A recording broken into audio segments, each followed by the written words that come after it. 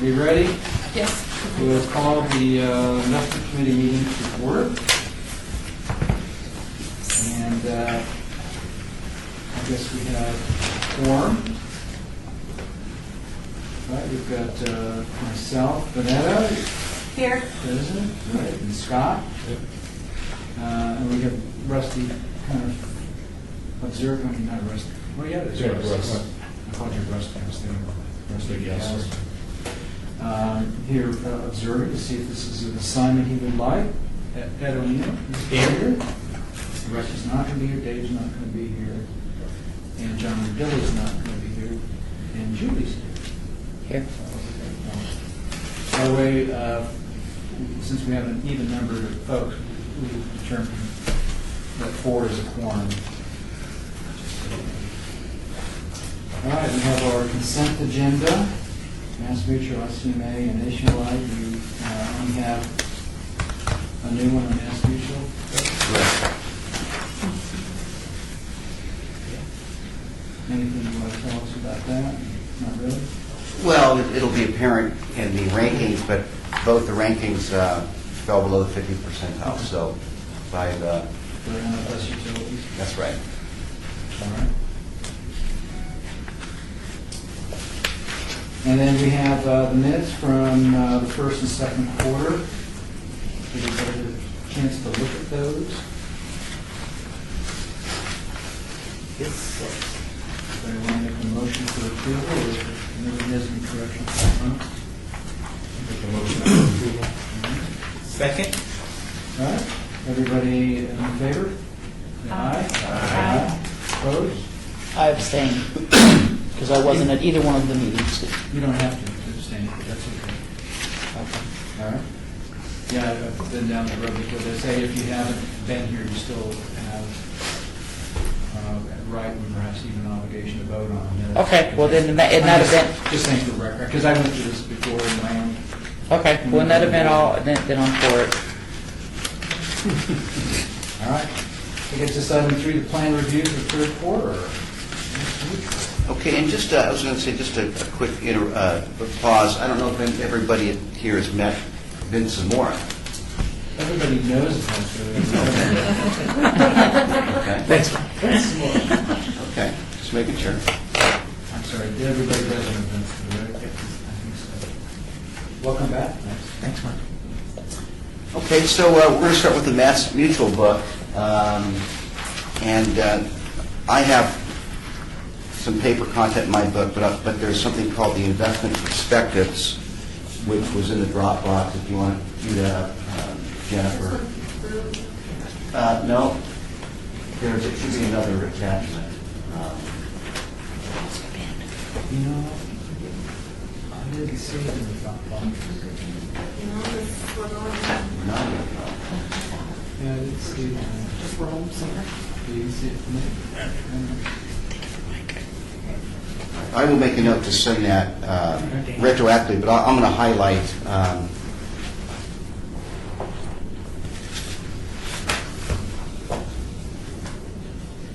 I apologize for the oversight. So anyway, we're going to be looking at the performance of the funds. And it might be a challenge when the participants get their statements, but I'm going to get right down to it because the third quarter was a very tough quarter in the market. We've had a good run. You know, a lot of analysts would say we're in the 7th inning of this market recovery. Market's been very volatile. But we'll start with just the index returns. You understand when you see a lot of negative returns in the funds, you know, you have to put the funds in the context of the overall market. So for the third quarter, the S&P was down 6.4% and down 0.6% for the last 12 months. The Dow Jones was down 7% last 12 months, down 2.1%, excuse me, was down 7% for the quarter, down 2.1% for the last 12 months. Small caps were down 11.9% for the quarter, okay? Positive 1.2% for the last 12 months. Mid caps were down 8% for the quarter, down 0.2% for 12 months. International equities of developed countries were down 10.2% for the quarter and down 8.3% for the trailing 12 months. Europe was down 8.7 for the quarter, down 8.8 for the last 12 months. In the emerging markets, was down 17.8% for the quarter, down 19% for the last 12 months. So, these are the realities of dealing with the market cycle. And during these times, you hope that participants and the education specialists that are represented, the 3 record keepers, when talking to participants, to keep them focused in the long term and remind them that this is the time to be, dollar cost averaging down, because the same dollar amount you put in times like this will buy more shares. And then when things cycle around, you hope the shares that people bought on the way down explode to the upside when the markets recover. We've been through this before, but just a reminder that it could happen again. So commentary. Global risk markets were highly volatile in the third quarter. Just five trading days, the S&P 500 fell approximately 11%, the first 10% plus correction in U.S. equities in 4 years. Investor uncertainty was spurred by the Fed's delay of a much-anticipated rate hike in September. Global growth concerns and volatility in the emerging market currencies as well as commodities. If you follow the news, the headline commodity, of course, is crude oil. That is as low as $37 a barrel today. Its lowest since about 2009. And the Fed meets next week and is expected to raise rates, short-term rates, first time in almost 10 years. We're glad we sold those bonds 2 days ago. You did? Okay. Yeah. The S&P decreased 6.4% for the quarter, breaking its streak of 10 consecutive quarterly increases. So you kind of get a sense maybe the wind is going to blow a little different direction here.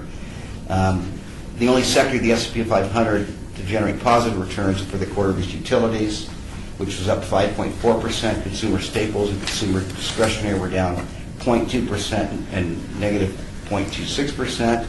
The biggest laggers, energy, which was down 17.4%, materials that fell 16.9%, healthcare was down 10.7%. Doesn't sound real good. Morgan Stanley, just a quarter. Okay, fair enough. Just a flush one. Okay, let's hope so. Morgan Stanley's economists expect that We're GDP. long-term investors. That's right. GDP is expected by Morgan Stanley's economists to be 2.4% this year, declining to 1.9% next year. Global GDP growth expected to be 3.1% this year and 3.4% next year. So we expect things to slow down a little bit or decelerate domestically, but on a global basis, accelerating a little bit. Commodities were negative, down 14.5% for the quarter. Gold was down 5%. As far as the economy, Department of Commerce estimated the gross domestic product increased at an annual rate of 3.9% in the second quarter, in comparison with a 0.6% increase during the first quarter. Unemployment for September was unchanged at 5.1%. Job gains were happening mostly in healthcare and information, while mining employment fell. Makes sense. Commodities are down, so the mines are going to deploy less employees to mine what they can't sell for as high as they used to. The 5.1% unemployment rate represents 7.9 million workers, little change from September. The number of long-term unemployment was also changed to 2 million, which accounts for 26% of the unemployed people. The recent estimate for Bureau of Economic Analysis, corporate profits increased 3.5% for the first quarter of 2015 and the second quarter of 2015, and increased 0.6% between the second quarter of 2014 and the second quarter of 2015. Inflation is low. Consumer price index increased 0.1% in July and decreased 0.1% in August. Morgan Stanley economists forecast 0.1% inflation rate for 2015, picking up to 1.5% for 2016. The Census Bureau reported that private sector housing starts in August were seasonally adjusted an annual rate of 1,126,000, 17% above August 2014. The rise in housing states that although there have been intermittent setbacks, housing is very much continues to rebound. In September, the Institute of Supply Management Purchasing Managers Index, as a manufacturing sector index, was 50.2, down 0.9 from August and down from July's 52.7. The PMI anything that's over 50, it indicates the sector is expanding. Okay.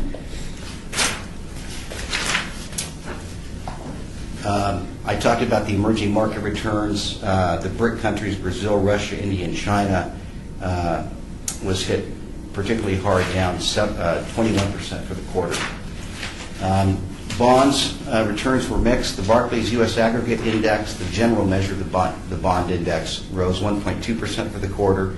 Interest rates decreased during the third quarter. The yield on the 10-year Treasury, which is a very key rate, that's what a lot of lending is based off of, particularly mortgage rates, fell to the quarter end of 2.04% from 2.35% at the end of the second quarter of 2015. Yesterday, the 10-year Treasury closed at 2.21%. High yield fell 4.9% for the quarter. Okay. If you go to page 7. Are we on the Mass Mutual? Yes. The Mass Mutual book. Yeah. Yeah. Tab 2, page 7.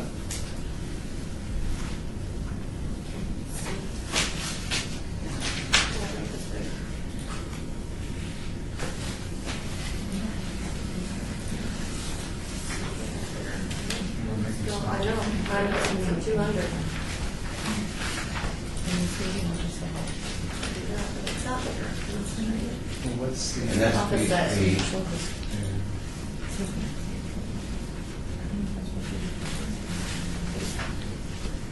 8. That's page 8.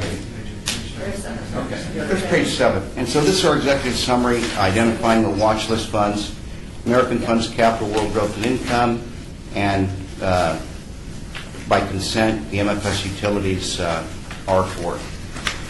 Page 8 are the funds represented within Mass Mutual. A couple changes happening during the quarter. The box to the top right, the T. Rowe Price Fund has been consolidated into the Oakmark Equity Income Fund. Those are balanced funds that happened on August 14th. And then the foreign equity category, the Hartford International Ops, was consolidated into the MFS International value on October 30th. If you go to page 11,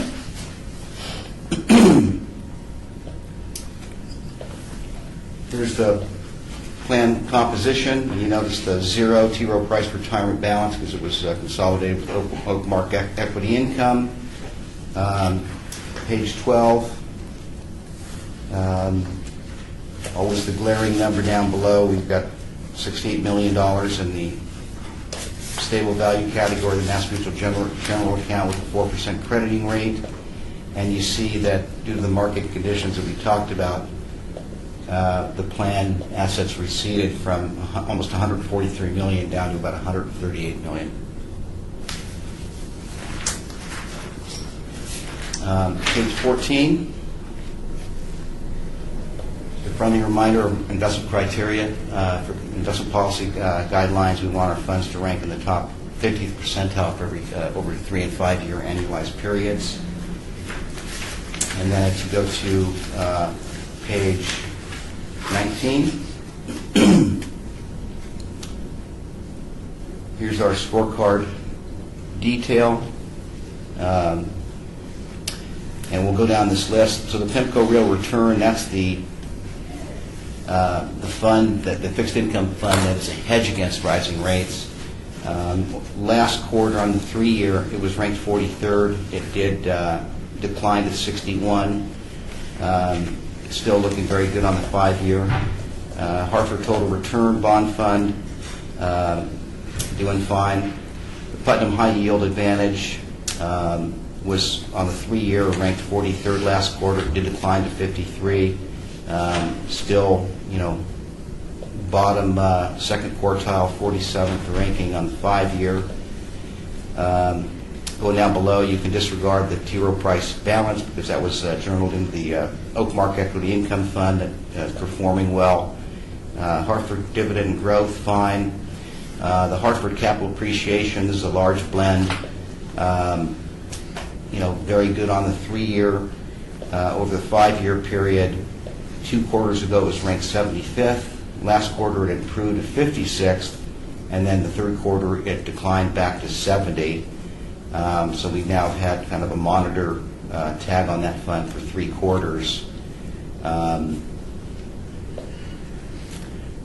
Given the extreme nature of how bad the third quarter was, I'm not necessarily suggesting you do a fund search for that. It's still very competitive on the 3-year, but it's certainly open for discussion.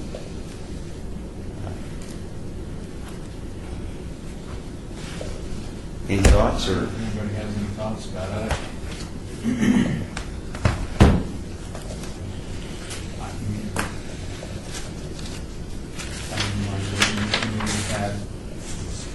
We had sort of a decent little rally this quarter, but it's been a rough week.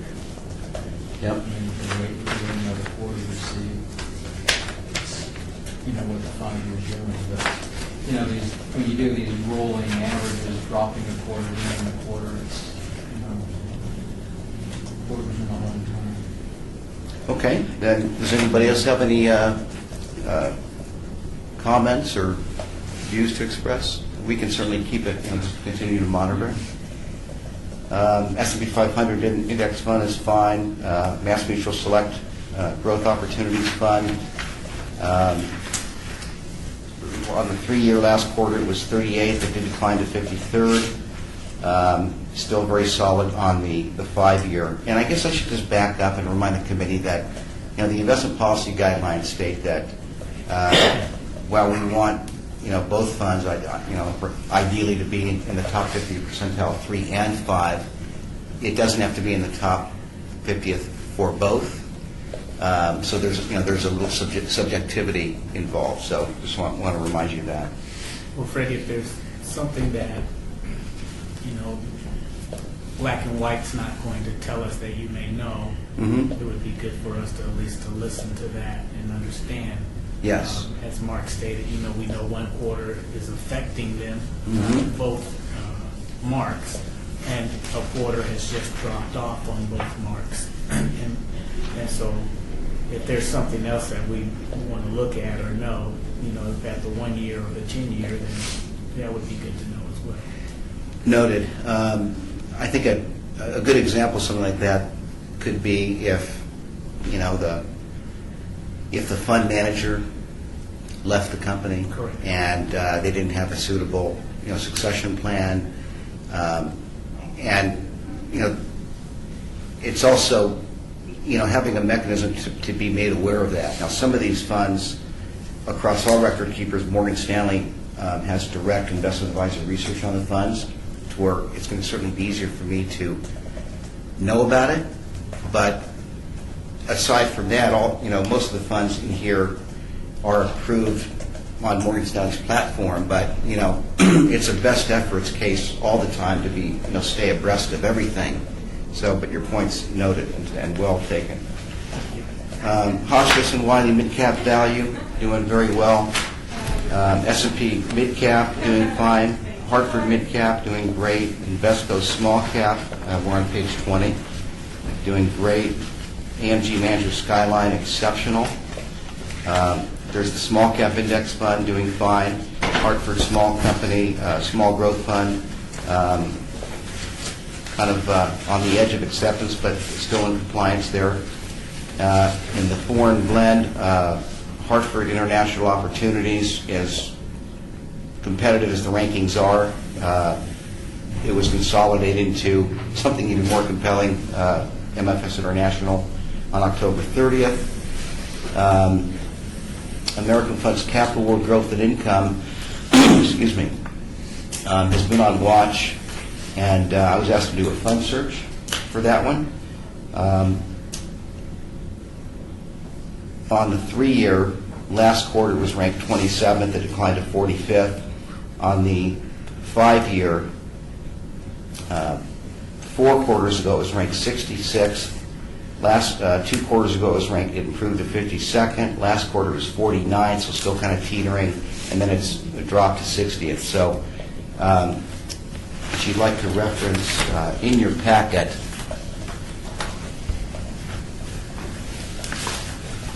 And it's there too, but just so you don't have to keep going back and forth, funds for consideration for Mass Mutual.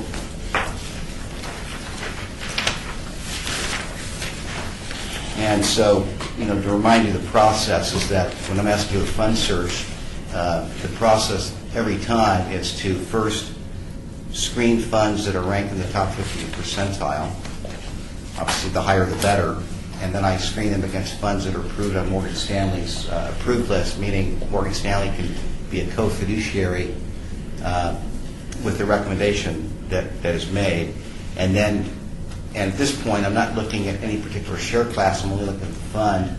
Then I go to the record keeper and say, of these funds, can you please tell me the least expensive share class you can offer the city that still has enough revenue sharing to the record keeper to meet their revenue requirements. Then I get those symbols, then I put it in this analysis. And, there's some good choices here.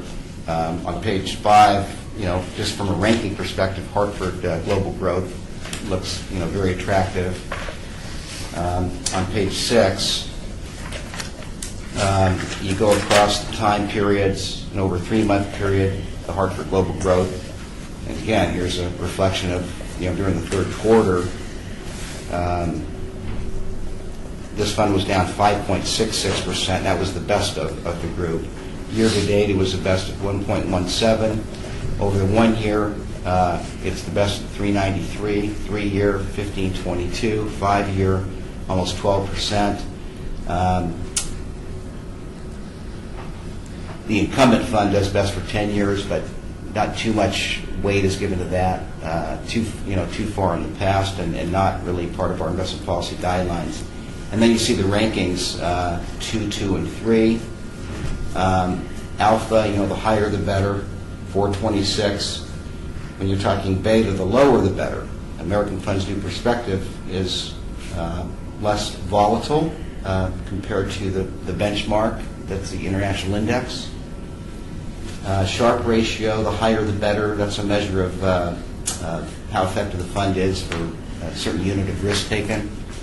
And so, and then standard deviation, of course, the lower the better. So all the Hartford Global Growth has had the best performance and does the rank the best and has the highest alpha. Historically, it's been a little more volatile. It has the highest alpha and the highest Sharpe ratio, so you can argue that it's been rewarded for the extra risk it's taken. On page 7, you always have to have a concern for expense, and where the incumbent fund has an expense ratio of 79 basis points, the Hartford and the American Funds New Perspective is negligibly more expensive, 81 and 80. And then going back to page 8, these are the calendar year returns, and for 2014 backwards, 13, 12, Hartford Global Growth has had the best calendar returns, as well as 09. But then you go back to 2008, which you always look at that year when the market corrected, and you feel like you ask yourself, what could happen to a fund you're picking that's had really good performance if the market gets volatile, and you see that this fund was down 52%, significantly more than the index and the category average. So to vet it from all angles, this is where the preference of a committee matters. And also, you have to consider that, this is meant to be a long-term investment, and even in the midst of a horrible market, if a participant adheres to discipline, continues to dollar cost average, it usually works itself out over time.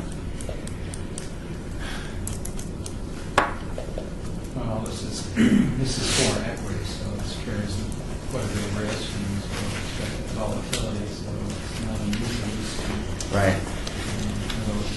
If the bonus is the biggest hit, and they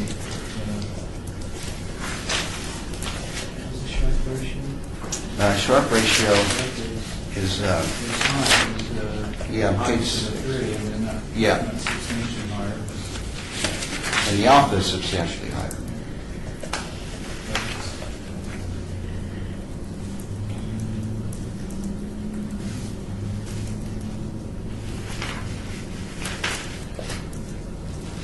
And how much is in this particular fund? This fund has,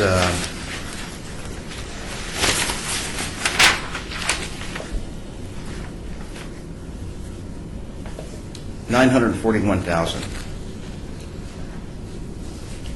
What percent is that? 0.68% of the plan assets.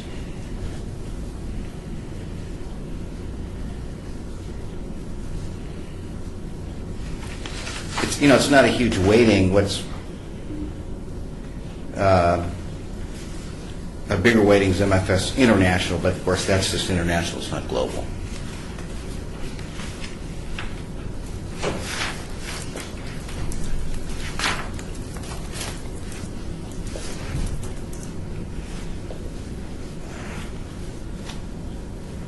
I'm not sure if I would be willing to switch right now. If so, the volatility kind of scares me with the Hartford, and more conservative might be the American new perspective.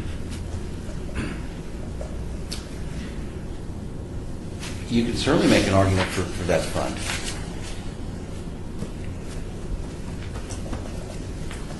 The rankings are solid.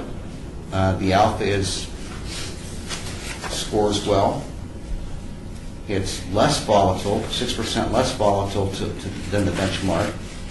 It has the second highest Sharpe ratio, and it's not expensive. So, that's certainly worth considering.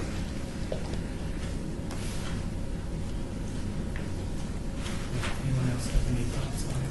If we just want to keep it on watch, or thinking about making a movement? Yeah, I mean, my attitude is, other than the Oppenheimer, I think either the Hartford or the American, are okay to me. They're both better than.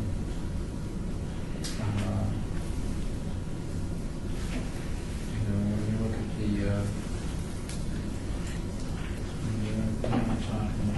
basis points difference between the two, so you get out to the 3 and 5 year.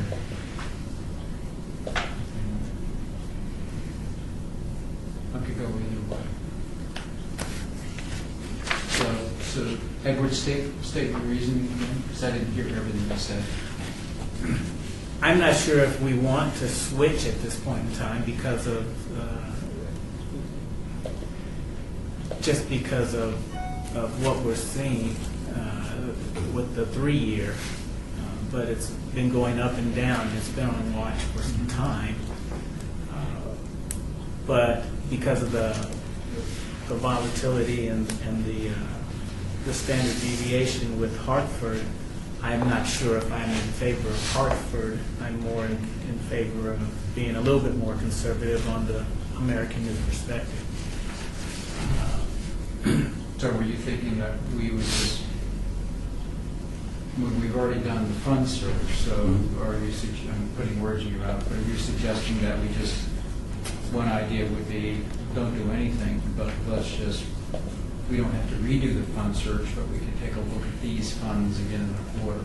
We could just update. Actually, that wasn't that's why words in my mouth, but that's a good thought there as well. Freddie, I don't know if it makes any sense, but rather than do a new search, we just have you update. Well, that's what I would do. If we choose Yeah. not to. Yeah. I don't know what anyone else Technically, thought. it doesn't meet the criteria yet. Correct. We're not below 50% on both Right. categories. It's just that, and obviously, the Hartford is good at the 3 and 5, but when you look at performance over time, particularly if you go to particularly when you go to page 8, and it's fascinating when you wonder why do some of these zig and another zag. Hard to predict the future. No one knows what the past was. Correct. So, It seems to me your first consideration was actually making a change to American Fund's new perspective, because it seems like your preference, you like that risk and return trade-off more with that fund. Yeah. This time, yes, Yeah. because of, it's not consistent. Right. The Hartford is not consistent in the long run. Right. So, and then the other consideration is to simply table this and revisit the whole idea next quarter. That would be a good thought as well. want to pick one and make a motion? We don't have to vote. No, we don't. We don't have to make a decision. We can just continue to keep it on watch. So, yeah, let's, You know, unless someone else has let me anything. just say, we need for the benefit of, there really is the wrong answer here, right? So, we're not here trying to prognosticate the future, that we've got a criteria. We haven't quite met the criteria, but that doesn't, I don't think any of these funds that Freddie's put in front of us, you could be criticized for doing something wrong. And frankly, I'm not sure doing nothing is the wrong thing to do. Right. So,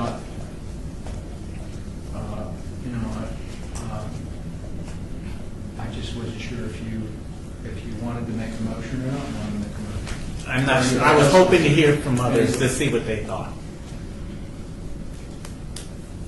And if no one else, then I would say if no one else has any thoughts, then let's just keep it on watch for another quarter. And if we could see what these 4 funds do in the next quarter. Oh, I have a question. Is this the first quarter, this last quarter, is that the first time that it's been on watch? When did we put it on watch? Yeah, I can say that. I haven't been here very much this year due to circumstances. Yeah, it's been on watch for quite a while. It's just been bouncing, it's been For quite a while. We've had it on watch because either one or the other. It wasn't never both. No, never both. And it was consistently below on the 5-year. And Okay. it's been hovering around 50. But Yeah. just to put things in perspective, just to put things in my perspective. We get, to come in and review things on a quarterly basis is a little tough because stuff happens, right? Right. And so, it's hard, it's hard to predict the future, and 1 quarter is a very, very short time. It just is. And so, sometimes doing nothing is a good idea. Well, and that's why I wanted to know We've how. been doing nothing for a while, and it's been kind of Right. bouncing in the mediocre, so that may be something you say, well, it hasn't really been consistently performing for the last 3 quarters, but 3 quarters isn't even a flipping year. So, Right. I No, that's why don't know I if was. there's a wrong answer anywhere here, so That's why I was asking the question, because I think that, for me, I think that we should leave it alone and watch it for another quarter. I mean, that's kind of where I'm at, because it's never really been at our criteria for replacing it. Having something that you've looked at, and then if you update that information the next time, I think that would be good. okay. That's fine, Anybody okay. have a different opinion? To make a motion and vote, and we just keep on going. I would ask Freddie that we just kind of update this list, Mhm. recommendations, and we'll look at it next time.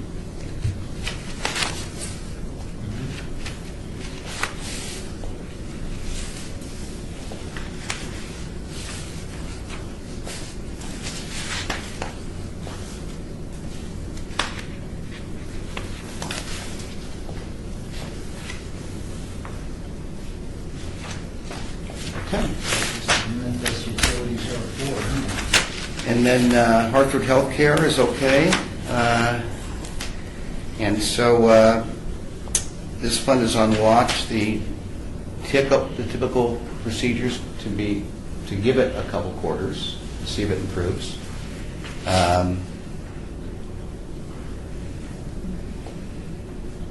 Does that seem reasonable? Is everybody in agreement with that?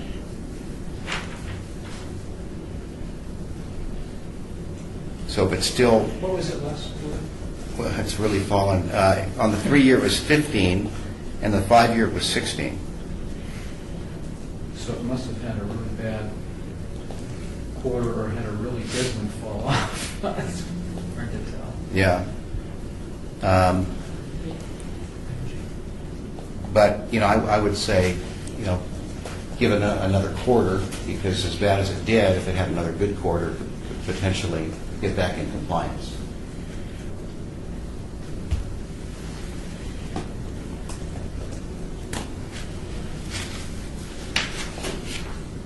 It's not like it's in the 78th or maybe the 75th or 80th percentile.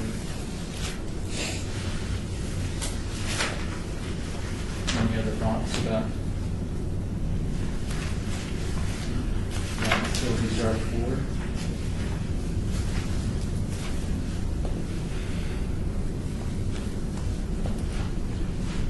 Do we just want to keep it on for another quarter, or do we want to actually ask you to do a search for the next? That's your prerogative. Or I could certainly, I would put it this way. I can do a search next quarter pending still non-compliance. Yeah.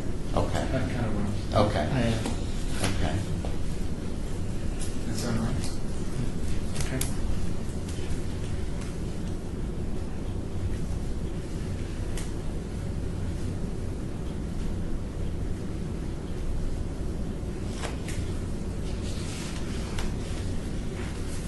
Okay.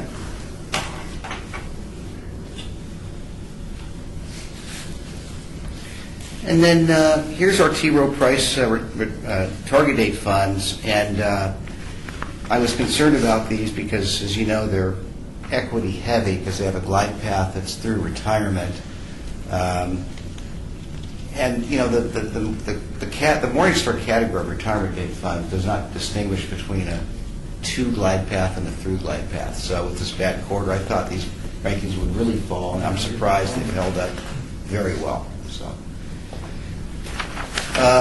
So that concludes the performance review for Mass Mutual. And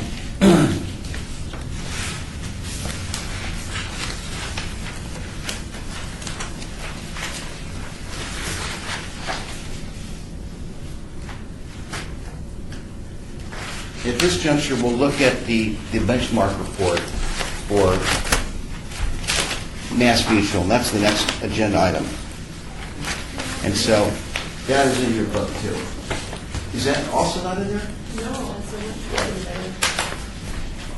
I'll send it. No, it's in there. Oh, it is? Okay. Why that is going Oh, so it is. small? But I did give you a copy. Yeah, it's in here. Okay. And so,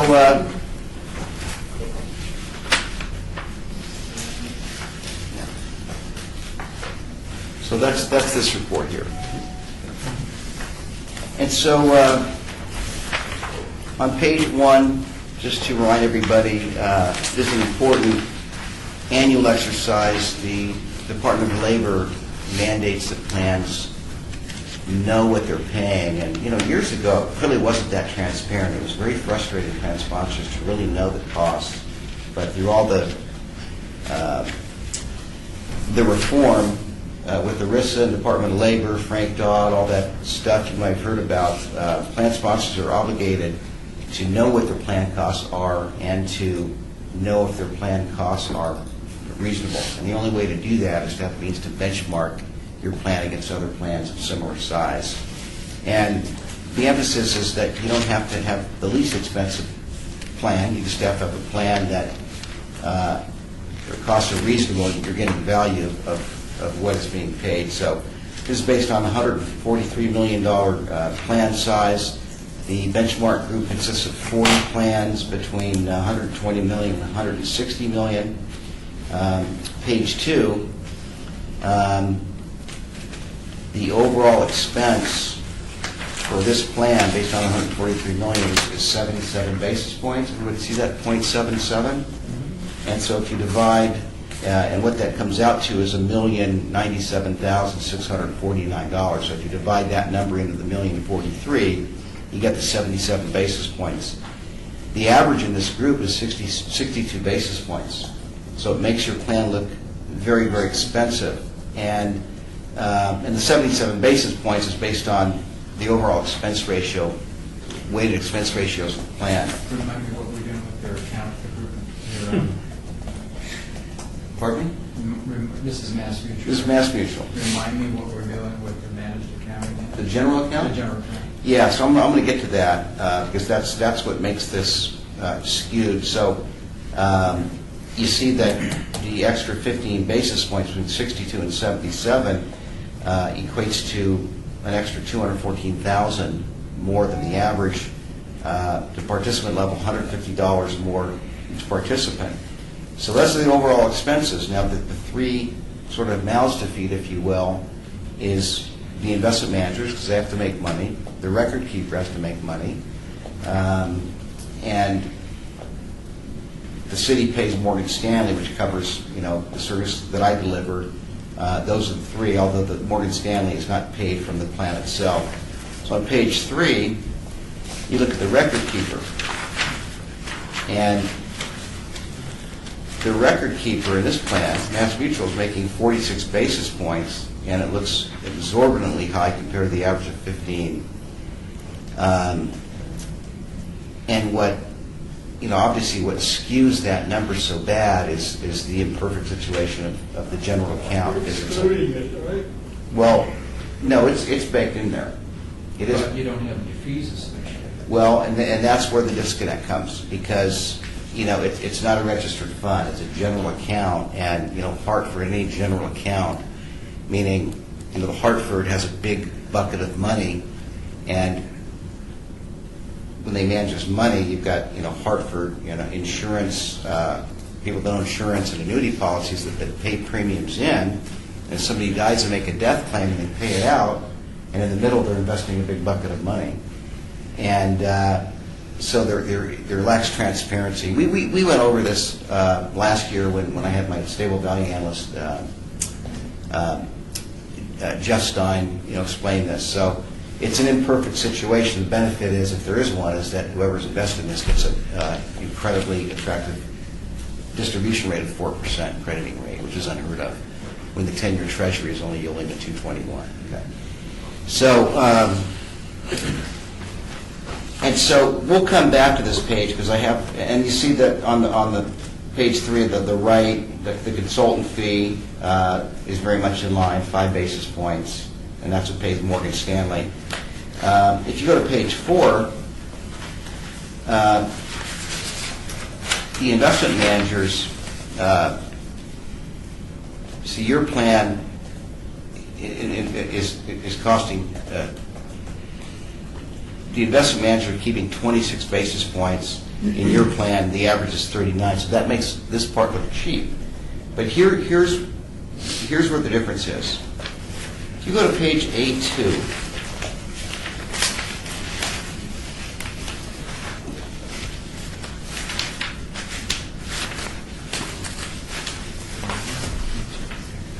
I beg your pardon, go to A4. And see the first third down, you got the Hartford General Account with $68 million. So what Fiduciary benchmarks, the company that Morgan Stanley contracts to produce these reports, from all the data they collect, they try to create a level playing field to say, we have to report something just because Hartford doesn't want to represent some sort of a cost their fund. We have to try to create a level playing field. So they assign a cost of 65 basis points. Did everybody see that? Total fee for record keeper to this plan. So on 68 million, it becomes quite a number, and so, but Fiduciary benchmarks assigns that 65 basis points to the record keeping side of the operations. That makes their record keeping fees look exorbitantly high. Conversely, they don't assign it to the investment manager. That's why the investment costs look very inexpensive compared to the group. Because if Mass Mutual is going to say, no, there is no cost for that. Investment managers, you get nothing. It has to go somewhere, okay? So the best I've done to try to create a level playing field is that on 143 million, if you take out the 68 million of the general account, on that 68 million, Fiduciary Benchmark is assigning a 65 basis point record keeping fee. You take 68 million from 143, you get 74,328,000. Then if you subtract out the 65 basis point of revenue sharing on that 68 million, you're taking out 446,000 of the overall record keeping cost of 654,000. But in doing that, you also have to then, and that gets down to 207,000. Now if you divide that 207,000 into the 74 million, I hope everyone's following me, that would then create a revenue sharing cost of 28 basis points to the record keeper. And so by that, it still looks high, because if you go back to the record keeper, the average is 15. Did everybody follow what should I go through that again? I don't know where you got the four. You said. Yeah, so the total plan assets are 143 million. If you subtract out the 68 million that's in the general account, so you try to take the general account out of the picture, okay? But in doing so, to be fair, you also have to take out the revenue that, according to this, the general account is being attributed. And so the overall record-keeping revenue is 654,000. If you take out the 446,000 from that 654,000, that leaves 207,000 of record-keeping revenue. But to keep apples to apples, you also have to take out the 68 million from the 143. That gets you down to 74 million. So you take that 207,000 of revenue, divide it into 74 million, the plan assets net of that general account, that's 28 basis points. So the problem with all this is it'd be important. I mean, it would be significant discussion. You know, if the crediting rate was like 2.5 or maybe even 3, but at 4, it's kind of hard to. I know that. Do anything about it. Yeah. We've been down that road before. That's All right. we're trying to do is find a way to do what we're supposed to do as fiduciaries, to review the costs. Yeah. And while we can argue, no matter how you slice it, it looks high, but the difficulty is 49% of the assets from it. Well, that's the thing. Account. And so the minutes will reflect that we've reviewed the cost, because you're doing your fiduciary obligation in doing so. But you're right. It's an imperfect scenario because just the nature that we've talked about this ad nauseum over the last couple of years. But the good news is, and I can't argue, anybody that wants some sort of a yield component in their portfolio, why not have exposure to the 4% crediting rate? It is what it is, and to a large extent, you're held hostage to Mass Mutual because of this general account. And we can leave it at that. Well, let me ask this question. Are they allowing new people coming in No. to get into that account? The answer to that's no. Wait a minute, new people, new participants? Like new participants. That's new plan. Yeah, new participants can. New participants can, new employees can. Okay. But new plans are not getting that crediting rate. And what they've told us in writing is that that crediting rate of 4% is guaranteed for as long as we keep this plan. They've actually said that. It's true, Which by contract. blows my brains away because, but, you know, who knows, maybe Fred keeps tracking up the rates, you know. Maybe it makes sense down the road, but anyway, there you are. Because it, But so, no, remember when we did the RFP? Right. Their crediting rate was, they had ratcheted down, they had a plan where, you remember that, but it got down to like 3.5 to 3.25 from 4, and it was consistent with what we were seeing from the others, so, and that was reflecting the changes, anticipated changes in what they expected in the fixed income areas, but, yeah, no, so it's, it's hard to fight it. I mean, most people I talk to that are getting close to retirement are going, crap, I should be in Mass Mutual so I can get into that 4%. And not to be 100% there, but boy, what a great ballast that is at 4% against whatever I want to do on the risk side with equities. That's right. It's a great place to be. You can take a lot of equity volatility when you guaranteed 4 because the current markets are guaranteed 4. Like if Hartford, if Mass Mutual was to win a new piece of business with another municipality, they'd probably be offering something like 2% maybe. At the county, when, as part of the districts group, we ended up getting a 3.56 first year, and then it was stepped down to the bottom of, I think, 2.8 or 2.75, something like that. That's right. We looked at the city and was, how did you guys pull that off? So, Well, I think Well it was done. put in. Well, it was put in, I mean, because I think Mass Mutual's been a service provider for, what, 30 years or something? And at some point, prevailing rates were that high, and it was the market rate at the time, right?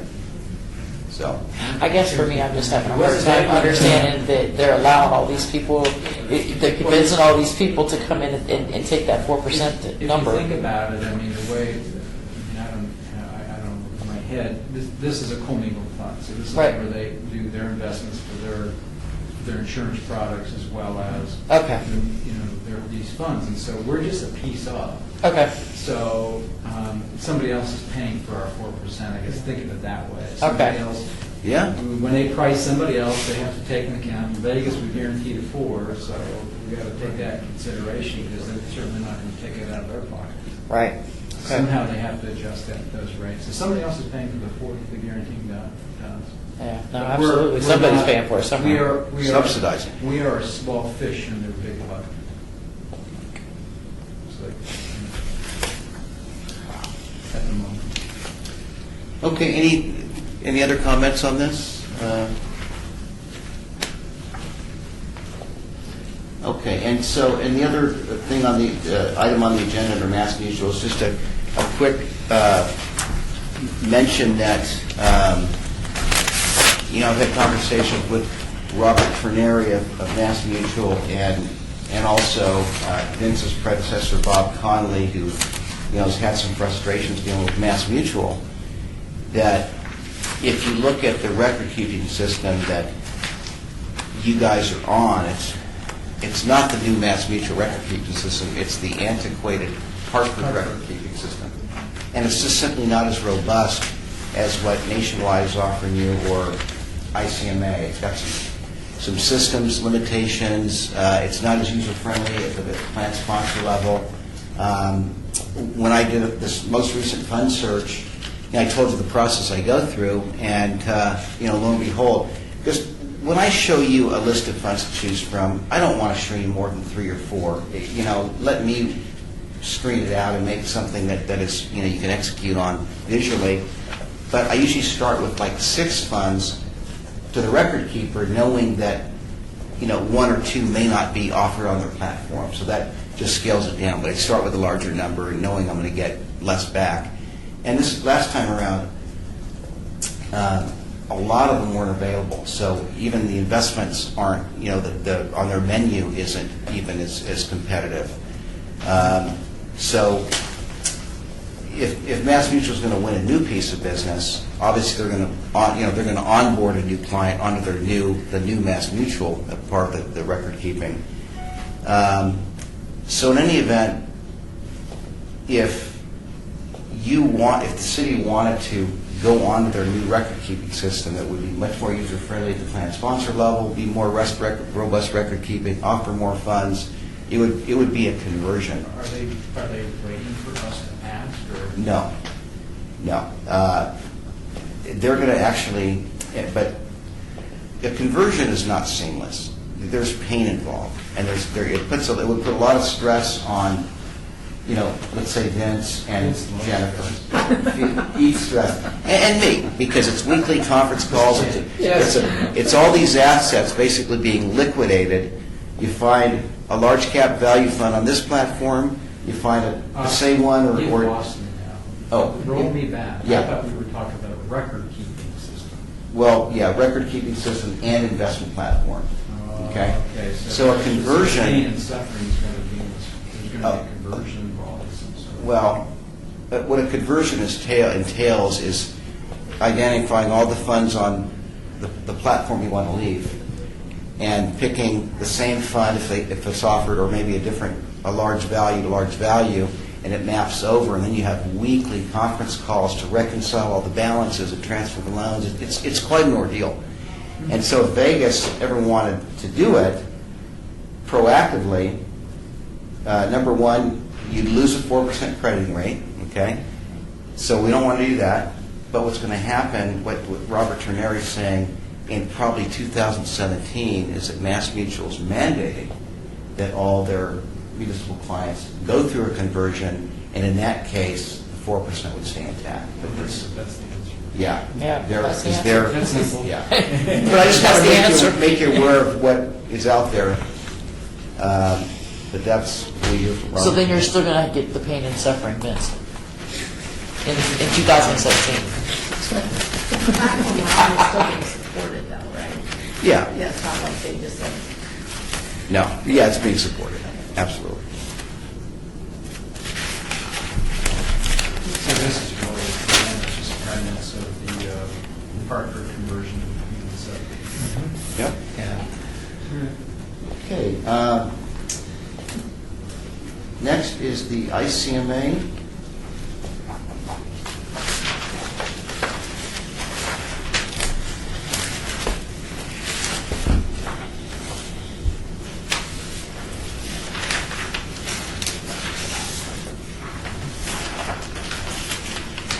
If you go start on page 7.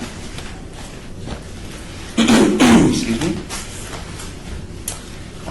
Watch list is the Vantage Point Milestone Retirement Income T. Not of any big consequence because that's one of the target date funds that is part of the whole suite, so we wouldn't necessarily replace that. And then the Vantage Point Select Value T that's been on watch, and when we get to that, I have a fund search to show you for that. Go to page 9. Here's the investment lineup.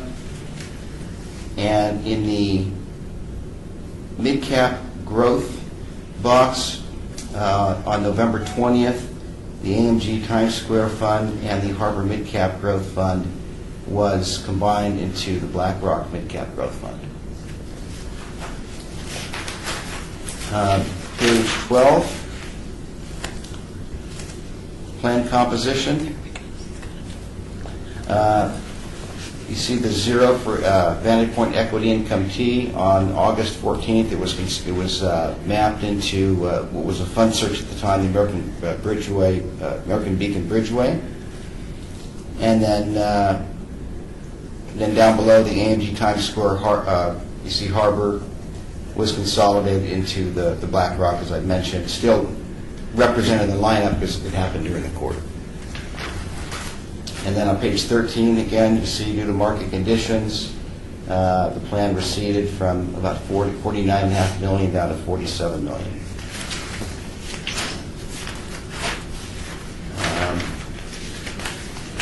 Looking ahead to page 21, here's our rankings. Inflation-focused T, and that's like the fund we talked about, Mass Mutual. That's the fixed income fund that is a hedge against rising interest rates, hanging in there. Western Core Asset Core Plus is a relatively new fund, ranking beautifully. Fidelity Puritan doing great. American Beacon Bridgeway, newly put in just in August, ranking fantastic. Invesco Diversified Dividend, 5 and 8. SP 500, 33 and 24. Vantage Point Growth and Income T, doing fine. Fidelity Contra Fund, we've been monitoring it since last quarter, and it's had improvement. Last quarter on the 3-year, it was ranked 54th, improved to the 38th. Over a 5-year period, it was 49th, improved to 36th. So it's nicely in compliance, and I think we can remove the monitor tag from it. Do we need a motion for that? Yes. I think we needed a motion to take them off, yeah. So is that a motion? Yeah, I'll make a motion to remove it, since it's going much better now. I'll second it. I'll say. Motion second. All in favor, say aye. Aye. Opposed? Thanks, Julie.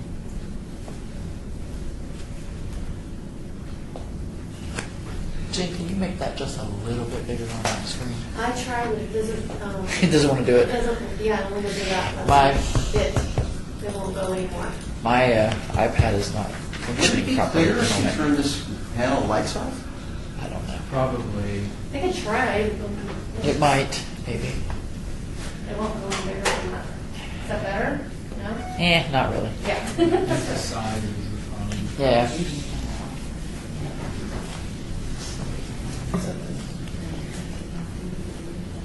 The T. Rowe Price Growth Stock Fund is doing great. The Vantage Point Select Value T has been on watch. Last quarter on the 3-year it was 69th. It improved slightly to 67th. And on the 5-year last quarter was 55th, improved slightly to 52nd. And I do have a fund search for a relatively small asset balance.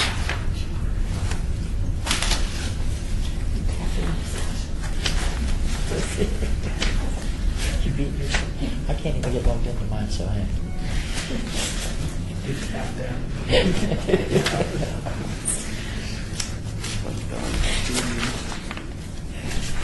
There's $215,000. And here's a fund search, funds for consideration. And on page 5, 3 effective funds to choose from. Wells Fargo has the best rankings. Page 6, Wells Fargo dominates the annualized performance in all observations, 3 months, year-to-date, 1, 3, and 5.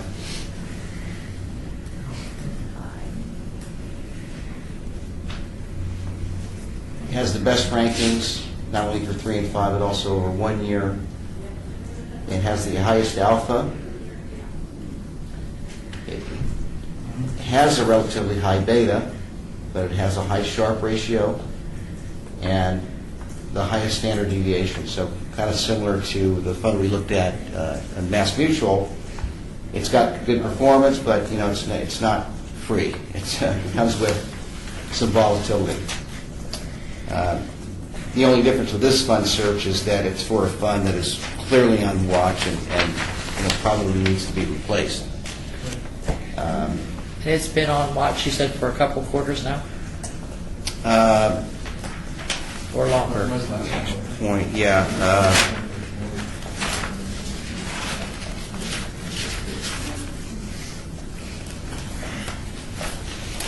What's interesting about Wells Fargo Advantage is that it's performed so well for every year category. Oh, the calendar returns? Yeah. Yeah. It's been close to the 10th or better quartile. Yeah. It's only been on watch for 1 quarter. It was on watch last quarter, but now reporting I saw that it was still out of compliance for now the 2nd quarter. So this would be the 2nd quarter? Yeah. Okay. And the alternatives that you gave us are pretty good. That's what we try to Really do. good. Yeah. Yeah.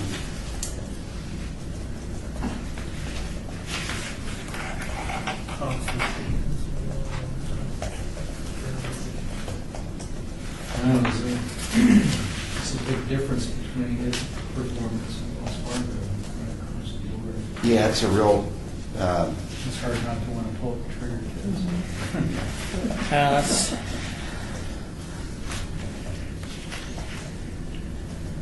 And I mean, on the participant website, when they have access to the fund information, they can see the data on it and decide that if they want to, be in a different fund.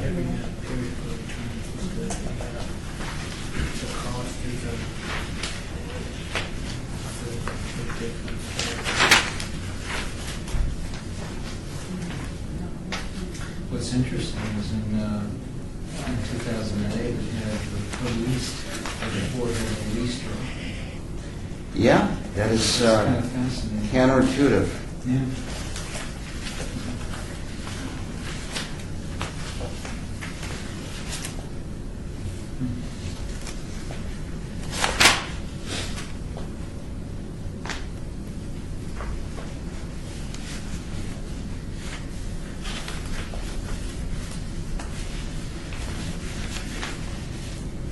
Well, see, there's only a couple 100,000. Yep, that's right.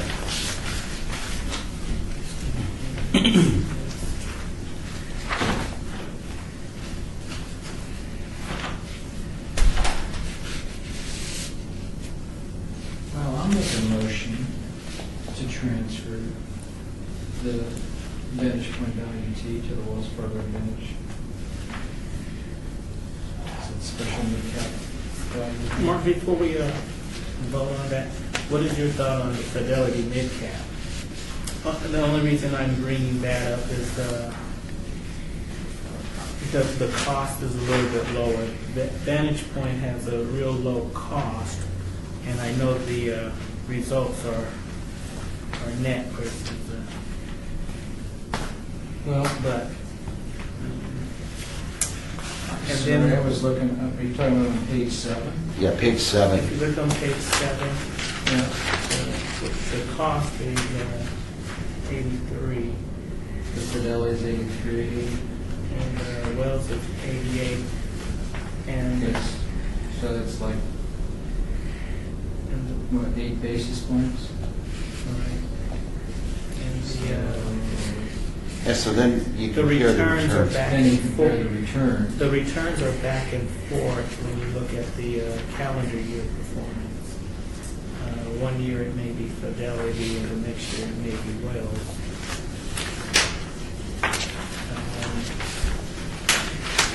Just wanted to get your thoughts on it. Right, well, when I look at the period returns of 3 months, year to date, year, 3 year, 5 year, 10 year period, the Wells beats Fidelity by way more than the 8 basis points difference. Right? Correct. So I'm thinking that the price differential isn't that significant, given the, first of all, I don't think the 8 basis point that much of a difference, but one is significantly better. And, if you look at the added cost in the context of the whole plan, the 8 basis points on a 215,000 is on a weighted basis. It's negligible in that regard.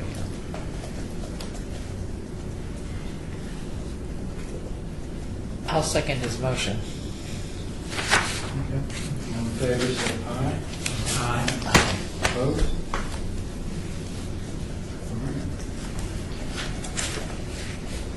Try to keep Freddie working here. What I do.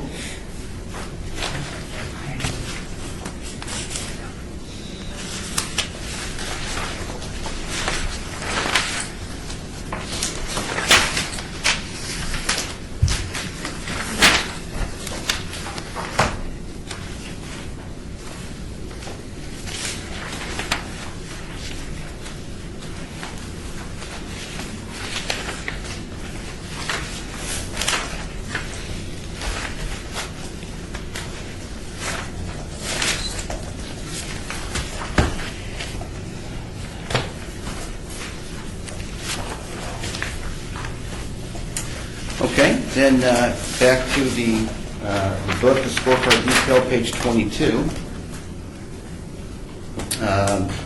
There's an AMG Times Square and Harbor Midcap were replaced with BlackRock on November 20th. Vantage Point Discovery T. Last quarter was ranked 38th on the 3-year. It declined to 59th. And over a 5-year period, the last 2 quarters, it was ranked 36th, and it declined to 50th, right on the threshold.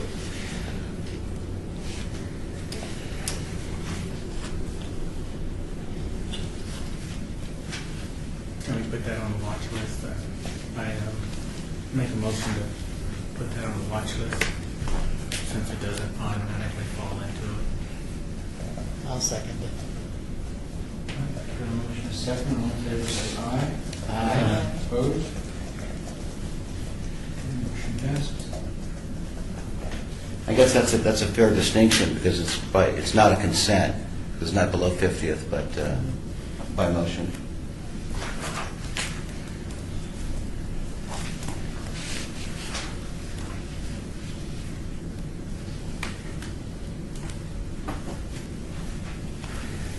Vantage Point Small Mid is doing fine. Oppenheimer Discovery Y is doing fine. Vantage Point Overseas Index is okay. Go Value Diversified International is fine. Uveen Real Estate doing fine. The Vantage Point Milestone Retirement Income has been on watch. On the 3-year last quarter, it was 40th. It declined to 45th. That's not the issue. The 5-year ranking, 56th. Last quarter, it stayed 56th. But if you turn the page, that's one fund that's in the suite of all the other retirement date funds. So, we can keep it on watch indefinitely, but not that it would be, replaced. Everybody understand that? Yes. Yeah? Okay.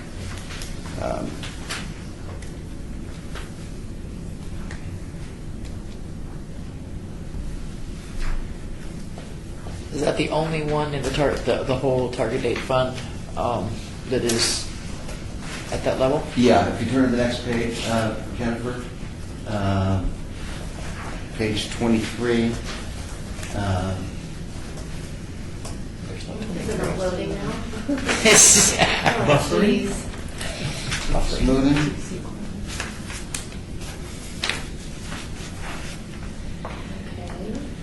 Buffering? I know, right? Well, it's thinking. It may have some things. Well, if it's helpful, I have another. there's my book. And There's no red. I know that I have. Okay, well, can I ask a constructive question with Please. regards to that, please? When you're in a situation where you have like 10 different things in that target date fund, does it really make sense to put one item on the watch when you're really not going to do anything with regards to the whole category, because it's not the whole category? At what point do you become concerned about the entire category? Well, that's a fair question. If you go back and actually look at the language of the investment policy statement, it says if the fund is below the 50th percentile, 3 and 5 years, goes on watch. Right. But there's also language in the investment policy statement where there's no hard and fast rules for replacement. So, the investment policy statement, the purpose is to have a roadmap as a means to, evaluate and, the funds in the best interest of the participants, but you also have to, give some flexibility because the committee doesn't want to be in violation of their own policy. Right, So- well, and I guess, we didn't have a whole lot of these glide path options when we first initially started. Mhm. So my question is, do we need to clarify that in some type of a format now, that what will constitute us putting a glide path on the watch list?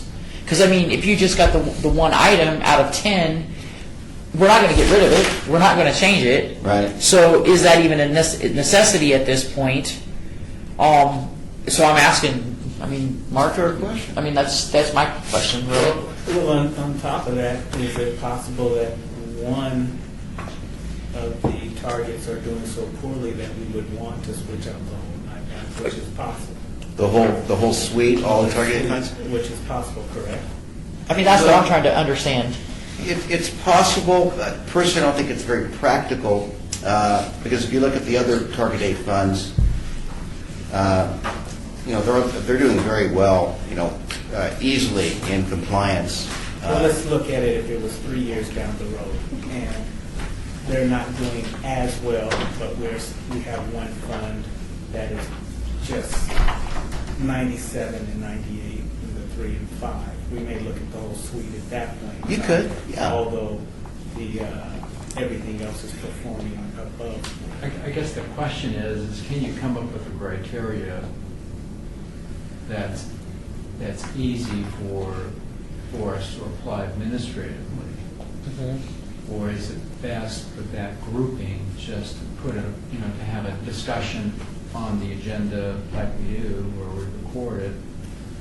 I guess I'm struggling with what would the criteria be? What would we say? Correct. I mean, I don't know. I mean, that's kind of my question. I mean, I'm trying to figure out because maybe in the glide path ones, you have 2 or more that are underperforming. I mean, not just one. Yeah. No, it's an interesting question, and I think your point is, in light of that 90% of these are doing fine, and you have the one that has red on it. Why would you just put it on watch when you know you're not going to replace it in light of everything else? Right. And I don't think there's a right or wrong answer. Administratively, we keep it logged in our software. It's on watch. You note it. Move on to the next group. We do it, quarter after quarter. It's not administratively burdensome, Right. as far as I'm concerned. But the main thing is, no matter which way you go, is just have it documented in the minutes. Document. Right. And Well, I guess that my thing is, since we implemented so many different glide path things in now, in the different ones, a lot of them didn't have them before. So I think we should come up with a criteria for when or if those should be on a watch.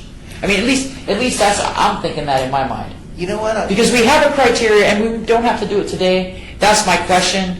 But I would like for us to come up with a way. Well, let me ask you this question. Are there other plans that have criteria for like that? It's very interesting. You brought this up at a very timely opportunity, and I'll tell you what. The last agenda item is something called miscellaneous, and I have several things to talk about. One of them is a way, some language to consider amending or adding to the investment policy statement that talks about evaluating glide path. So I would say, let's table it for the end. Okay. And in light of this, it's very interesting to bring this up right now, that maybe we could take it off the watch list and basically follow what you're suggesting. So there's significance to what you're asking. Well, I mean, it just makes sense to me, so that's why I know initially we didn't have anything for that. I guess I think the idea of having a discussion towards the end of this agenda is fine. Okay. And certainly for this meeting, I would say keep it on the watch, and then pending your reaction to what I'm going to talk about here at the end of this meeting, then we can deal with it next quarter if you want to make a change to the investment policy statement.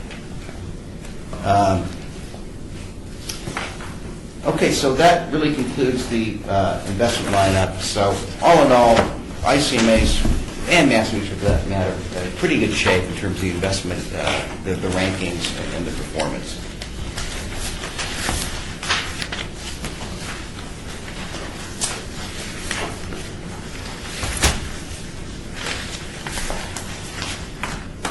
And then the benchmark report.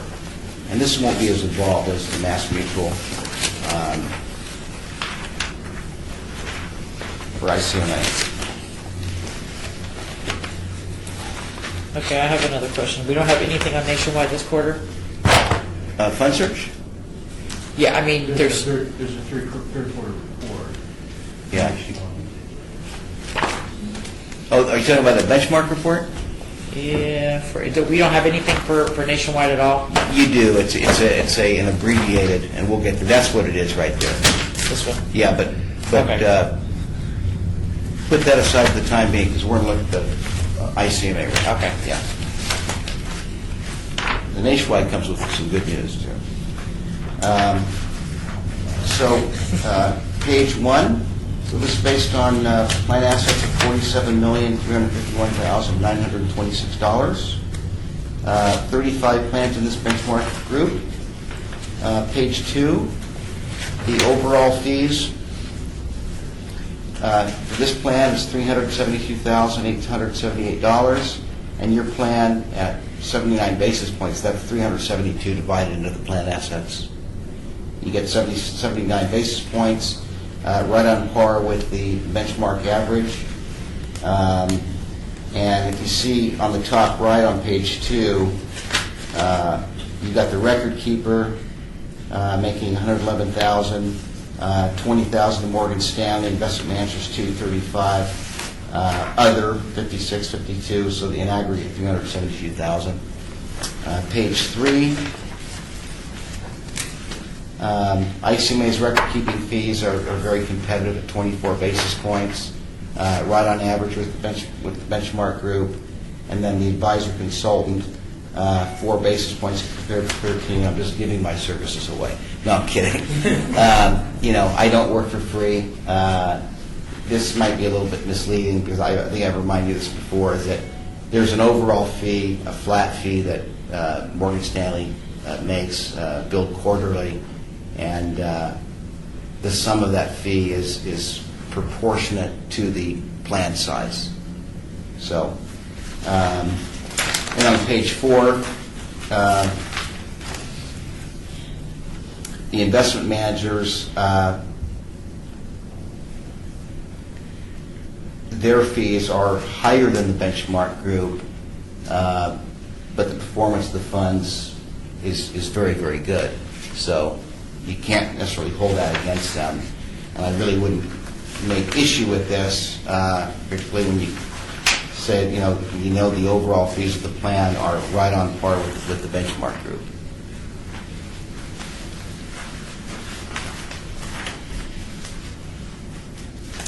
And if nobody has any questions or concerns or seeing something that they'd like me to try to explain or answer, as far as I'm concerned, we can leave it at that. Everybody content with that? Okay. Thank you.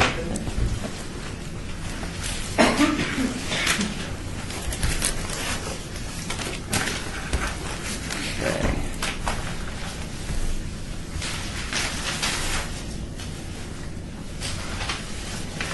And now we're on to Nationwide.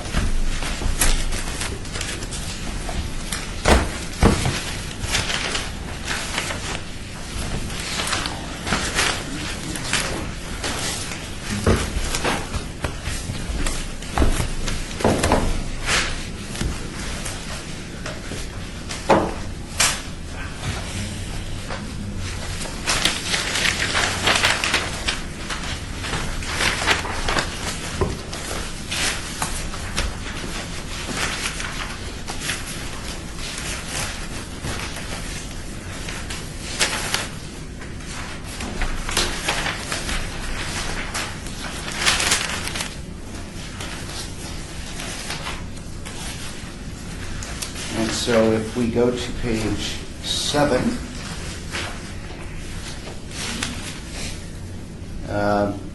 there's one fund, I beg your pardon, there are no funds on the watch list with the Nationwide.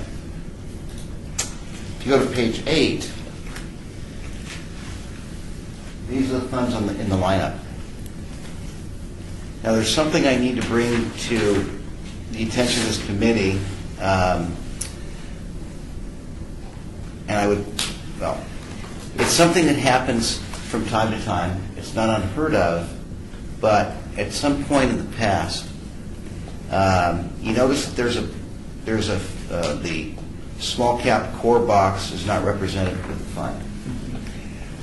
And so previously there was a fund in this lineup that was the Oppenheimer Main Street Small Cap Fund. Okay? Now, it's not uncommon that a fund, if you have a portfolio of small cap funds, and I guess if you're fortunate enough, those grow to become larger companies, at some point they can, grow themselves out of the small cap space and into the lower tier of the mid cap category. And so the Oppenheimer Main Street Small Cap Fund was reclassified and was merged into the Oppenheimer Main Street Mid Cap Fund. And the benchmark for the fund also changed to the Mid Cap index. And so there's really nothing wrong with that. What I want to make raise awareness to the committee is that, in the human frailty, I just noticed it. And this actually happened between the first and second quarter of last year. Where was Rusty? Where was Rusty? Probably the same place I was. Hawaii. And so when you consider Hawaii. that, and so what we do, and I've actually done it for this meeting, it's one of our agenda items under miscellaneous, is updating the investment policy statement. And while the language hasn't changed, what I do is look at the appendices for each of the three record keepers, and in the midst of any fund changes we do throughout the year, I update it, one time to where, coming into the new year, the appendices are accurately, reflect the funds in the lineup. And if you can imagine the voluminous amount of data and information that, I've tried to stay on top of over the last 2 years, not just one, but three record keepers. So a year ago at this time, when I'm in my office with my assistant, and we're looking at the funds that are being reported in Morgan Stanley reporting piece, cross-referencing it with the list of the funds that are on the nationwide list of funds, going down the list, three record keepers, that, yes, yes, yes, yes, Oppenheimer, Main Street, yes, yes, yes, up. At some point, the small cap became mid cap, and I only caught it in preparation for this meeting. They would send out a notice in the prospectus when they did that, wouldn't they? Well, it's interesting. They certainly didn't send. First of all, let's Well, who did they let's send it to? confirm who's they. Rusty, Yes. send it to Rusty. Rusty's Well, not here, so. So I've had conversations with the folks at Nationwide, plus with contact at Oppenheimer. And what Nationwide says is if there's something done at the fund level, they don't even necessarily know about it or hear about it. So they don't have a mechanism to tell me about it, and nobody from the fund company called me. And it isn't a fund that Morgan Stanley has direct investment advisor research to. And then we went back, as it was this whole forensic exercise to try to understand what had happened. And so, my assistant is looking at the previous statements from Nationwide, and we see that in between the first quarter and second quarter of last year, we see the name of the fund changed, but Nationwide has an internal fund number for all the funds on their platform, and the fund number didn't change. Okay, because it merged into a new fund. It wasn't just a swapping out of the fund. So the explanation from Oppenheimer on 6/30, the Oppenheimer Main Street Small Cap changed its name to the Oppenheimer Main Street Mid Cap. A new small cap fund was launched.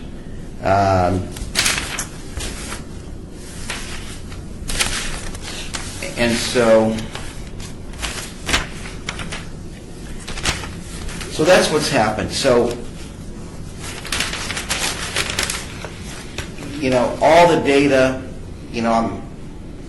first of all, I feel bad, only recognize it now, but considering all the data, it's almost a miracle that more than one oversight hasn't occurred. So, in my discussions with Nationwide, I want to recommend a course of action to fix it.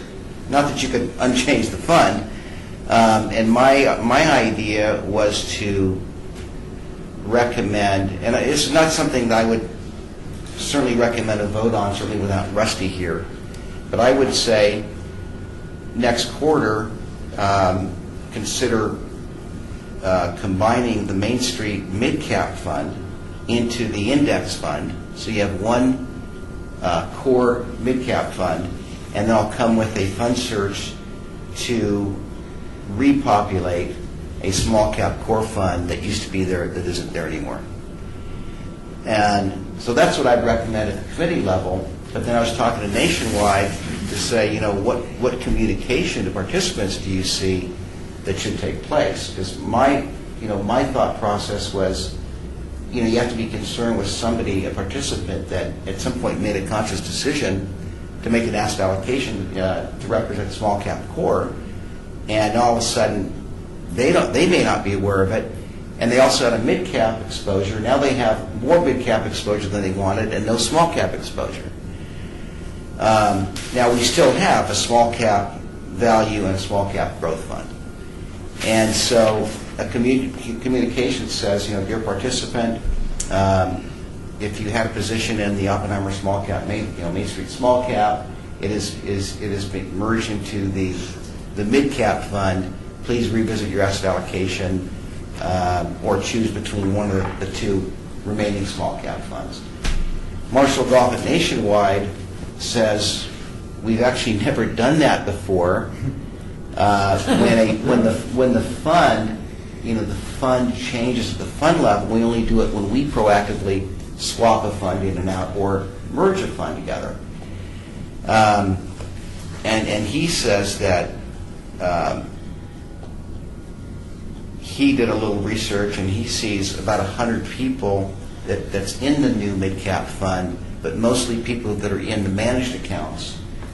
Because Nationwide has the option, some can sign up for a managed account where Wilshire Associates takes discretion and manages their portfolio on a discretionary basis, has made the choice to be in that fund, and only about 40 people that might have been in that fund were not in the managed program. He says he would actually do nothing other than send out the next communication that announces a new small cap core fund.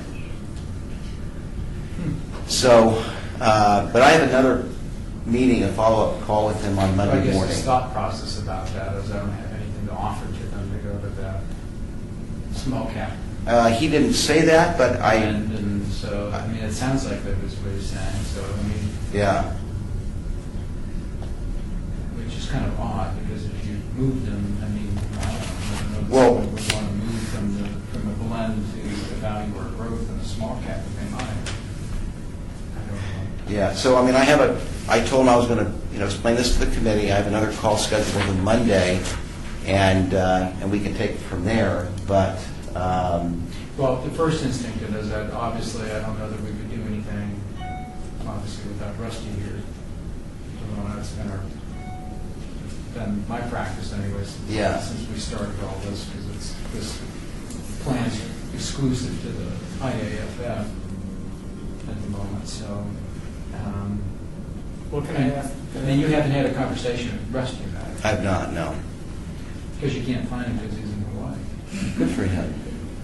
The other two, I don't know where he is, I'm making it up. the other Sorry. two plans are that could happen to the other two plans as well, and they would notify. They have a mechanism to notify us, or to notify Morgan Stanley.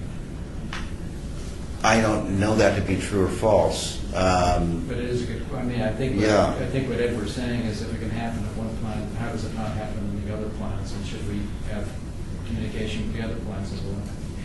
Yeah. Well, first of all, there's two moving parts. The first moving part is if a fund is going to make the decision to change the name and change, the benchmark of a fund, that's, nobody can stop them from doing that. The question is what mechanism to replace. Notice is the issue. Notices. Yeah, notice is the issue. Yeah, and the other element is, I try to do the very best I can, and at the time I'm doing it, I swore I'm doing the very best. Stop beating yourself up. No, I'm saying, if I was maybe a little more conscientious, I could have, caught this a year ago. Well, the So- problem, If I was six- I don't, if yeah, I I was don't even 6 foot, think, I'd be in the NFL. So. right, that's what I'm saying, I don't think Are you that, fast? I don't think Smart. that the fact that you missed it is the issue here. The issue is that they didn't notify anybody. And they don't have a mechanism. And they're saying that they don't have a mechanism to, but they got to notify us Yeah. some way, somehow. So we've got to come up with a way to force them to notify us. And and I guess back to your question, yes, it would be great when Rusty's back in amongst the living, and we can talk about that as far as merging, and yeah, you can bring in another blend. and all Okay, that. I mean, I should, at the very minimum, be prepared to come and, with the fund search to repopulate. My experience with Rusty so far is he liked the idea of offering something in each of, Variety, more Yeah. than one. yeah, he liked that, and so now he doesn't have that, so my anticipation is, yeah, he would appreciate us being prepared to say, Okay. here's some other small cap blend possibilities, whether we actually force Nationwide to move the 40 or whatever, Right. is a whole different issue. But Okay. at least offering something, at least to be prepared to give Rusty an option. Right. Okay. As far as some sort of communication I just find to it fascinating that they give them notice. who, Oppenheimer or Nationwide? Nation. Well, Both? it's an Oppenheimer decision, right? Right. And so you would think I would think when a plan changes where it sits in the matrix, Mhm. the asset allocation matrix, they would tell somebody we don't consider ourselves as X, we consider ourselves Y, and we're changing our benchmark. Okay. They don't tell anybody. You just find out when you get your next quarterly report, and you If- pay attention and compare the two. Like, oh, what happened? Yeah, I mean, if the participant's paying attention to the participant level, I'll bet you none of the 100 forget the 40. None of the 100 ever And then they didn't change their coding. And they changed coding, so they're still funneling both into the And, same a lot of people are one. going to look at just the coding and say, hey, there's Yeah. no change here. Because all it takes is that one person who really was looking for a particular niche, and they missed it, and they never gave me Yeah. a notice. I mean, I don't know. I know Well- people can be. but as far as any notice to a participant, I'm intuitive, I think there should be some sort of a notice. Marshall Goff seems to think there shouldn't, but Marshall and Rusty speak, and that's fine. There's no problem with that. Maybe the intra-quarter, next week, as soon as Rusty's available, I can have a call with Rusty and Marshall, come to some consensus, and revisit this next meeting, and along with. Yeah, I mean, I have no problem if you want to talk to Rusty with Marshall or however.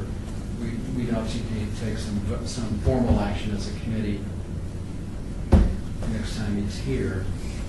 But knowing how Rusty is, I'd be surprised if Rusty would feel that there was any notice. Yeah, I'd be surprised too. Previous experiences. Okay.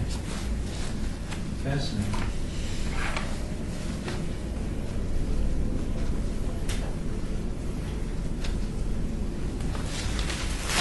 All right. Well, thanks for being understanding that. Other than that, not really any movement in this lineup right now. If you go to page 11, here's the composition. And by the way, after noticing this, we obviously internally changed it to the mid cap, so it's represented in the composition. Down below, the American Funds Capital Award Growth and Income next week on the 16th is being replaced by Thornburg Global Opportunities Fund that was voted on last quarter.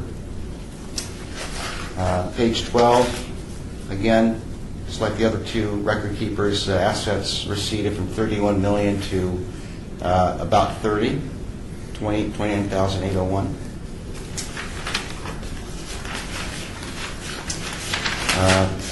Moving forward to page 19.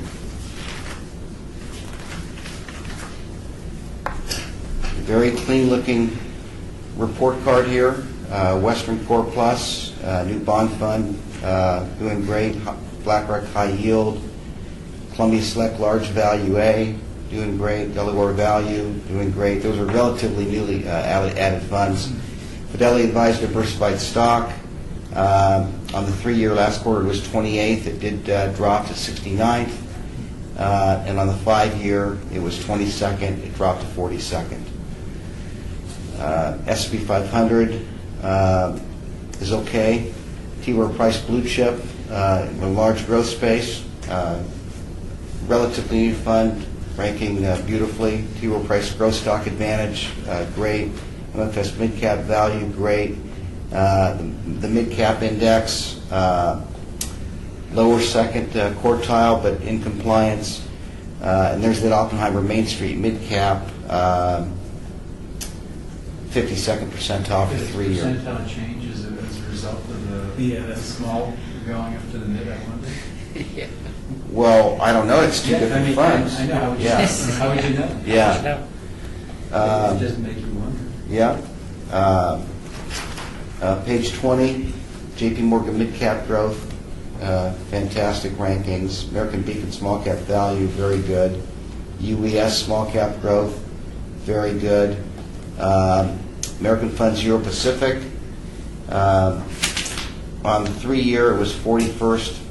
Last quarter dropped to 48th. On the 5-year, that's been the issue. 2 quarters ago it was ranked 58th. Last quarter improved to 55th. 3rd quarter it declined back to 58th. We've been monitoring it for 3 quarters.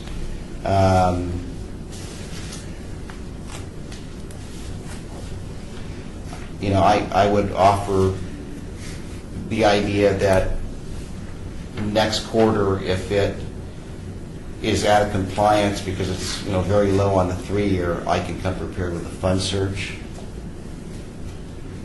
or I could just simply come with a fund search anyway, given the consistent low rankings on the 5-year. I would say that'd be fine. That'd be good since the rest of these in here just from some. Okay.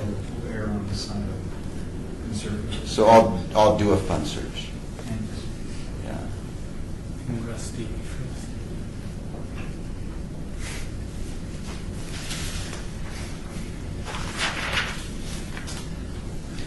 Yeah, the American funds just across the board have been really underperforming.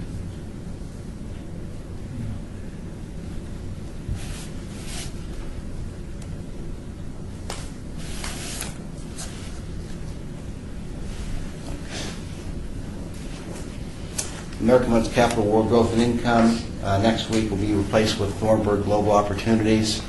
American Century Real Estate, okay. Ivy Energy ranks very well.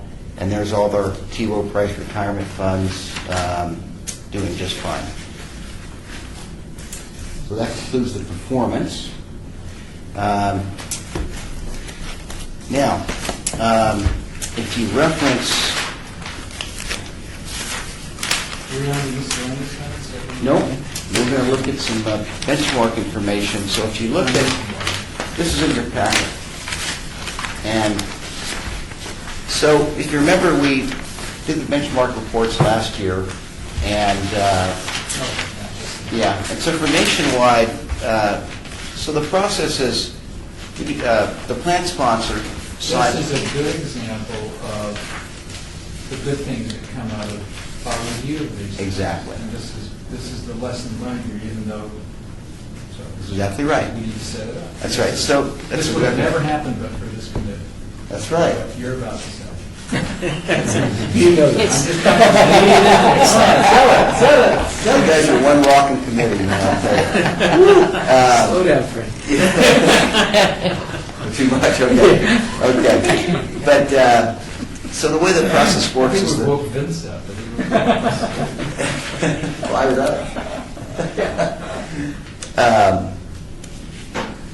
the plan sponsor signs an authorization form, and Fiduciary Benchmark sends it to the record keeper, authorizing to transmit the information to Fiduciary Benchmarks.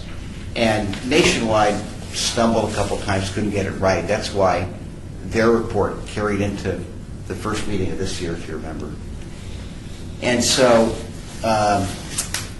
when you look at the Fiduciary Benchmark piece on page A5, was that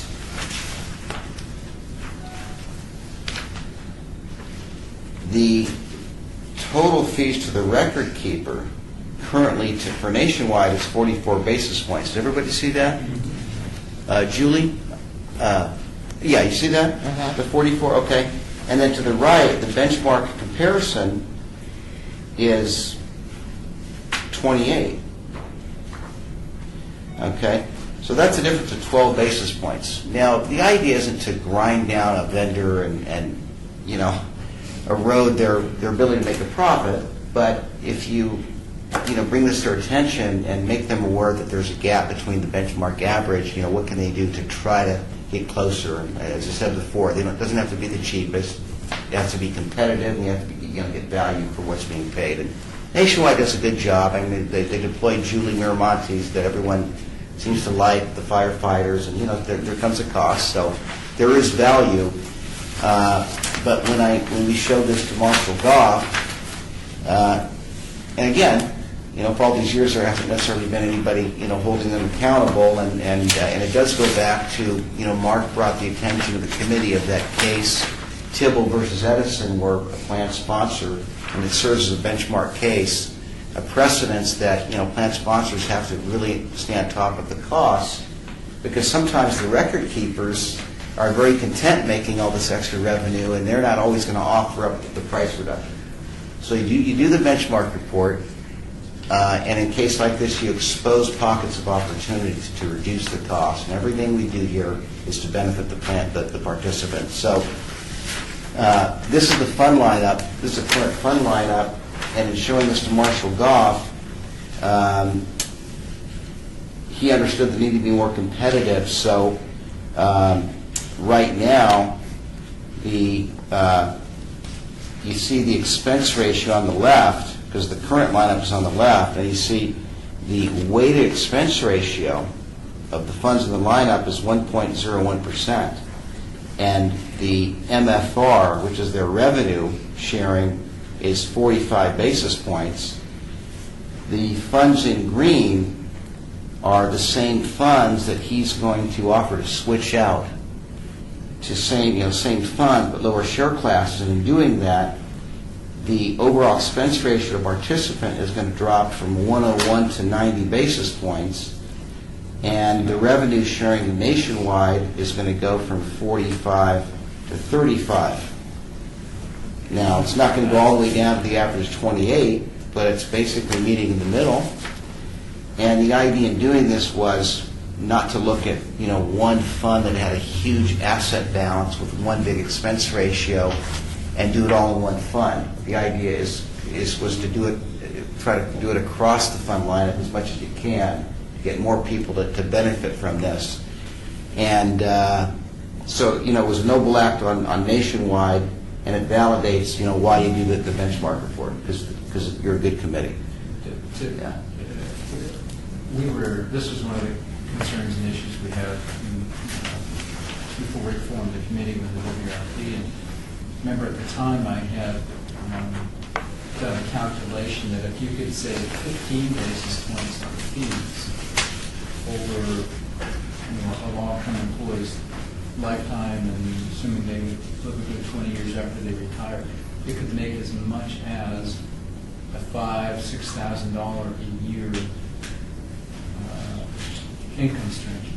So, 10 basis points, 1/10% doesn't sound like a lot, but it could be thousands of dollars a year. That's right. When you're talking. So it makes a difference. The fees make a difference over time. Time value money really amplifies this stuff. So I think it was pretty cool. Now, Rusty's aware of this. So I would say that, while you're going to table a vote on the mid-cap issue we just talked about, there's no reason not to vote to approve this. And in doing so, with my conversation with Marshall Goff today, is that on Monday,